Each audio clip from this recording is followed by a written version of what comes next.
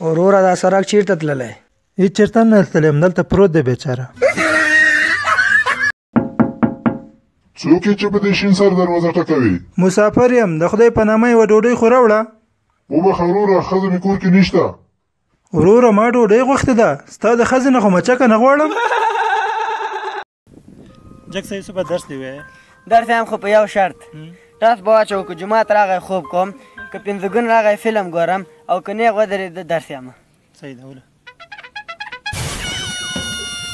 ډاکټر صاحب 10 ورځې کېږي چې سینه مې بیخي بنده ده. هېڅ تشویش مه کوه، یوه ساه وباسه، ننه باسه، 300 راوباسه.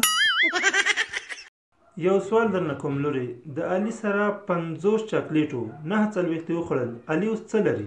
علي اوس شکر لري.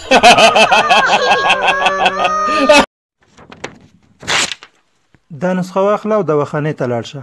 ډاکټر صاحب نه پوهېږم چې څنګه ستا شکریه ادا کړم. که نغد وي نو ډېره به ښه وي.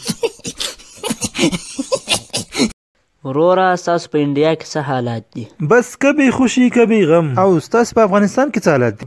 بس کبھی راکټ کبھی بم.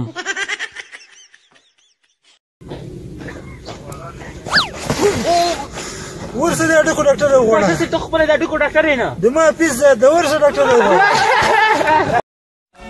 یک گلاسه خو من نوکر هستم، کل کارخانه را ما باید کنم، اما ما باید برم، کالا را ما بشویم، دیگا ما کنم، پامپر اشتکم ما تبدیل کنم، کالای ببویتم ما بشویم، کل جنجالا و غم به ما موندی، فقط این آرزوی خاطره که تو تنها کار میکنی.